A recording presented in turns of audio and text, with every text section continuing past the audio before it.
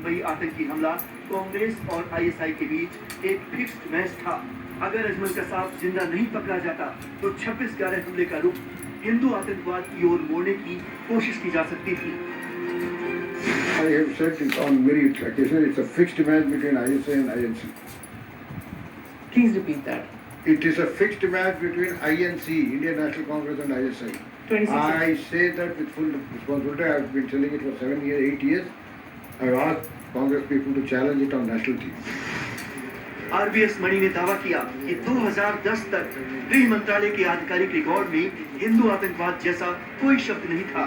उन्होंने कहा 2006 में दिग्विजय सिंह ने उनसे उन मामलों के बारे में जानकारी निकालने को कहा था जिनमें हिंदू आतंकवाद शामिल हो, तो उस वक्त ऐसा कोई मामला नहीं था।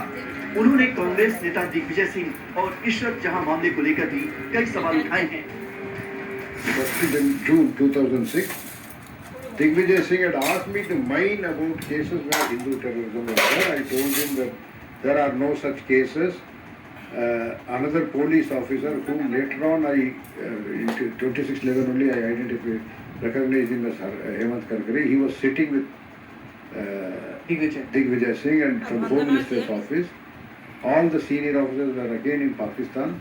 कहते देखो हिंदू टेरर होगा। मैंने कहा सर जी मेरे पास नहीं है, आप होम मिनिस्टर आ रहे हैं 4 बजे, home secretary will be in office. कहते नहीं आप ही ढूंढ के दिखाओ ना। मैंने कहा I have no neither in investigation nor in intelligence report I have a Hindu terror. इन दावों के बाद बीजेपी ने कांग्रेस पर तीखा हमला बोला और उसे पाकिस्तान की बी टीम बता दिया और आरोप प्रत्यारोप की सियासत तेज हो गई। लेकिन बड़ा सवाल ये है कि क्या हिंदू आतंकवाद का नैरेटिव सचमुच गढ़ा गया था या ये सिर्फ एक दावा है।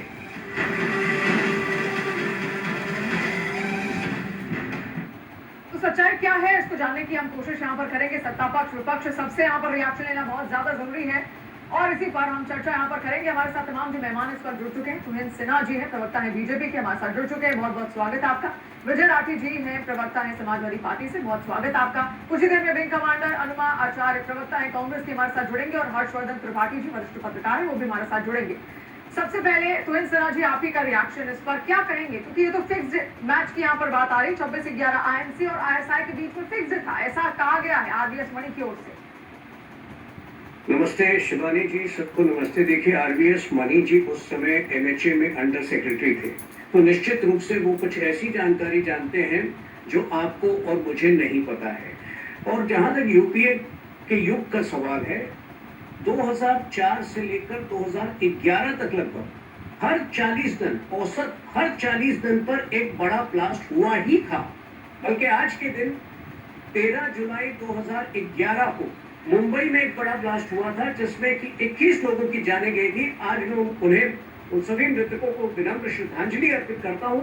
इस पूरे प्रकरण में यूपीए का सॉफ्ट अप्रोच जिम्मेदार था, लेकिन आरबीएस मणि जी बहुत कुछ ऐसा जानते हैं जो आपको और मुझे नहीं पता है। तो सॉफ्ट होने के साथ साथ एक कॉम्प्रोमाइज्ड एटीट्यूड भी जिम्मेदार था। सत्ता में आते साथ यूपीए ने प्रिवेंशन ऑफ टेररिज्म एक्ट जो 1993 से लागू था उसको निरस्त किया था। और उसके उपरांत जब जब पाकिस्तान ने अटैक किया 26/11 तक के बाद भी पाकिस्तान को जवाब देना उचित नहीं समझा। बल्कि अगर उनके खुद के नेता सलमान खुर्शीद की बात माने तो बटला हाउस एनकाउंटर के बाद तो सोनिया गांधी फूट फूट के रो रही थी। तो निश्चित रूप से कांग्रेस का पूरा जो है रवैया कॉम्प्रोमाइज था। और 2008 में अगर विकीलीक्स की माने तो जब राहुल गांधी इतने दोषपूर्ण हरकत, इतनी शरारतपूर्ण हरकत करते हैं कि तब जब पाकिस्तान बेस्ड टेरर ग्रुप्स के द्वारा हर 40 दिन पर एक बड़ा हमला हो रहा था, तब वो जाकर यूएस एम्बेसी में कहते हैं कि तो बड़ा खतरा हिंदू एक्सट्रीमिज्म से। इससे कह रहे हैं कि नेशनल वैल्यूज को यूपीए की सरकार में कॉम्प्रोमाइज किया गया। विंग कमांडर अनुमा आचार्य जी भी हमारे साथ जुड़ चुकी है, प्रवक्ता है कांग्रेस के, आपका बहुत बहुत स्वागत। क्या सच्चाई है? देखिए शिवानी, संयोगवश जिस वक्त 26/11 का हमला हुआ था उस वक्त मैं मुंबई में था और उस वक्त मैं जिसको कहते हैं कि जैसे आप अभी चैनल में है तो इसी नेटवर्क का हिस्सा में हुआ करता था मुंबई में दूसरे चैनल। और उस वक्त मुझे याद है कि किस किस तरह की कॉन्स्पिरेसी थियरी मुंबई का एक अखबार था, उसने तो कसाब के हाथ में कलावा दिखाकर लगभग साबित करने की कोशिश की थी कि ये तो कोई हिंदू है जो आतंकवादी। दिग्विजय सिंह ने बाकायदा वहां एक पुराने संपादक थे, मुस्लिम संपादक थे, उनकी पुस्तक थी 26/11 आरएसएस की साजिश।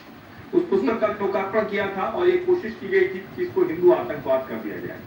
बाकायदा प्रज्ञा ठाकुर और कर्नल पुरोहित के जरिए इस देश में हिंदू आतंकवादी होते हैं ये स्टैब्लिश करने की कोशिश की गई।